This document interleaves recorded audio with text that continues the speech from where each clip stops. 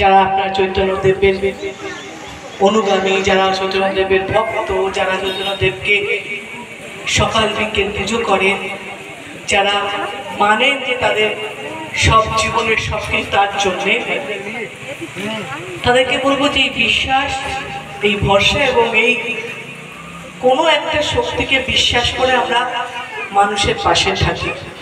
কোনো একটা শক্তিকে ভয় পাই বলে আমরা খারাপ কাজ করতে ভীত করি।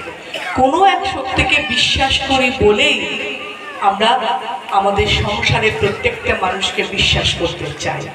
সুতরাং যে বিশ্বাস, যে শান্তি, যে শক্তি আমরা প্রভুর থেকে পাই, সেগুলোই আমরা আমাদের মতন করে সমাজে, সংসারে ভালোবাসার মানুষদের প্রতি বিলিয়ে দিতে চাই।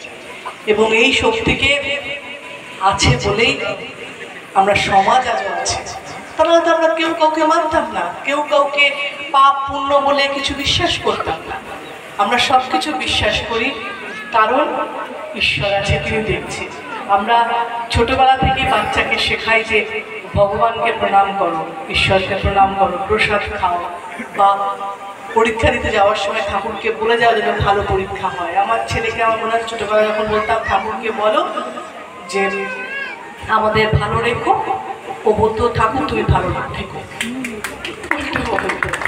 তো আমার মনে হতো তখন যে সত্যি তো ঠাকুরকে ভালো থাকার জন্য তো আমাদের বলা দরকার। আমরা অবশ্যই আমাদের কথা বলি, ঠাকুর ভালো থাকবে। আমাকে একজন বলেছিল, আমার ঠাকুর ঘর আছে যেখানে, সেখানে সঙ্গে ঠাকুরকে নিয়ে চলতে থাকি, তখন আমরা এই সবকটাই বিশ্বাস করি। আমাদের আমি যখন ঠাকুরকে প্রসাদ দিই খাওয়ানো, প্রতিদিন যখন পুজো করি, আমার মেয়ে বলে এইটুকু খাবারে কি হবে না, এটা সিম্বলিক, ঠাকুর খাচ্ছে।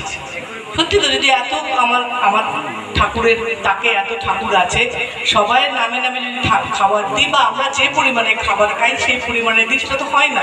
আমরা প্রসাদ হিসেবে সিম্বলিক দিই যে হ্যাঁ ভগবান তুমি খাবে, তুমি খাও, তুমি সেই খাদ্য আমাদের দাও।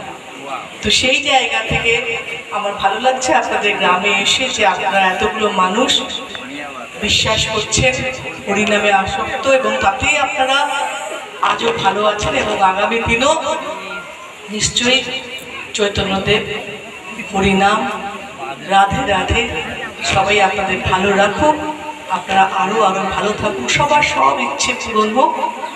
আমাদের শুভকামনা, আমাদের ভালোবাসা এবং আমাদের প্রতি ভালোবাসা আপনাদের চাই। অসিত মাল, যিনি আপনাদের এখানকার সাংসদ, তাকেও আপনারা এরকমই ভালোবাসুন, যে ভালোবাসা নিয়ে উনি আজকে এখানে আপনাদের সাংসদ হিসেবে দাঁড়িয়ে আছে।